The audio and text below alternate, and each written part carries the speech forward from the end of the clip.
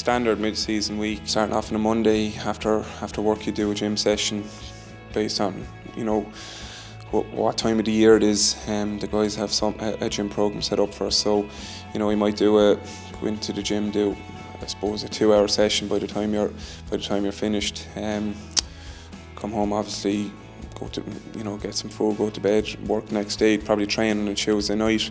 Wednesday night you might do the same again, another gym session.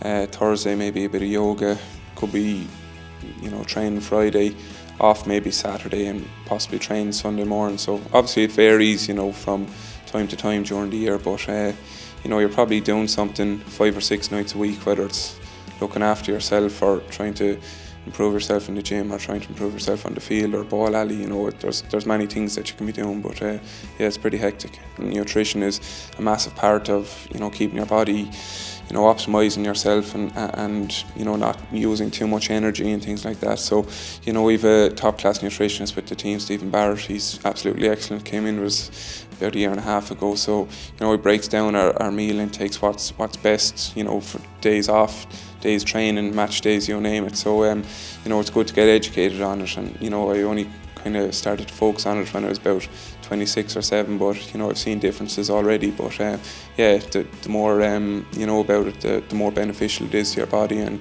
your overall yourself, and particularly then when it comes to game days and matches, you're in a better place and you feel in better condition. Hydration's huge, but then you're looking at the amount of training you're doing. Protein's a massive part of it. So your eggs, your chicken, trying to cut down on carbs, I suppose, so minimising that. Sweet potatoes and things like that will be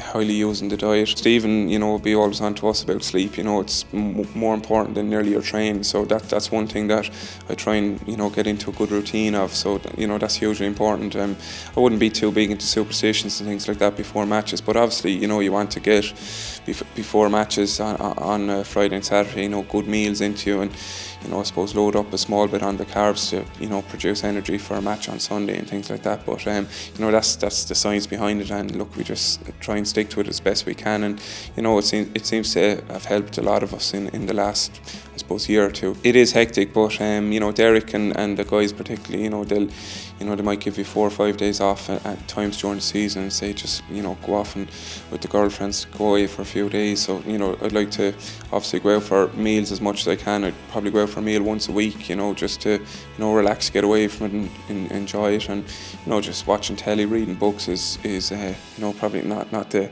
party lifestyle or anything like that, but it's that's what you want to be doing, and that's what I enjoy.